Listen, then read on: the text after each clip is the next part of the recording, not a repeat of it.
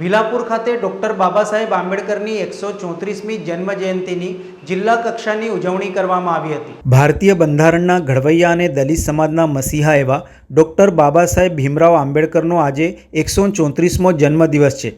આ દિવસની ઉજવણી નિમિત્તે વડોદરા જિલ્લા કક્ષાના કાર્યક્રમનું ડભોઈ ભીલાપુર ખાતે આયોજન કરાયું હતું, જેમાં મહાનુભાવો દ્વારા દીપ પ્રાગટ્ય કરીને કાર્યક્રમનો પ્રારંભ થયો હતો, તો શાળાની બાળાઓ દ્વારા સ્વાગત ગીત થકી મહેમાનોનું સ્વાગત કરવામાં આવ્યું હતું। જિલ્લા પંચાયત ઉપપ્રમુખ વકીલ અશ્વિનભાઈ પટેલના અધ્યક્ષસ્થાને કાર્યક્રમ યોજાયો હતો। આ પ્રસંગે રોહિત નરેન્દ્રભાઈ, આરોગ્ય સમિતિ ચેરમેન આરબી વસાવા, નિલેશભાઈ પુરાણી કારોબારી અધ્યક્ષ, રાઠોડિયા મથુરભાઈ વિનોદભાઈ સોલંકી, બીજલ ભટ્ટ આસિસ્ટન્ટ ટીડીઓ તેમજ તાલુકા ભાજપ પ્રમુખ અલ્પેશભાઈ શાહ હાજર રહ્યા હતા।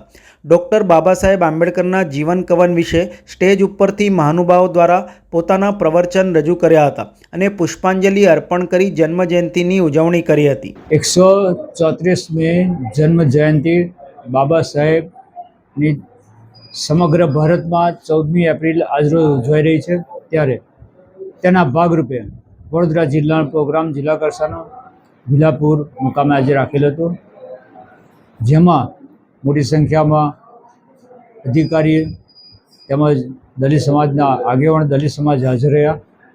બાબા સાહેબ આંબેડકર તેઓના જીવનમાં ખૂબ સંઘર્ષ કર્યો અને આભેડછળના પણ ભોગ બન્યા।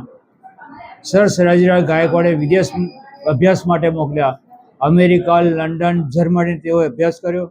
ત્યારબાદ સર સયાજીરાવ ગાયકવાડે લશ્કરમાં તેઓએ અધિકારી તરીકેની જવાબદારી આપી।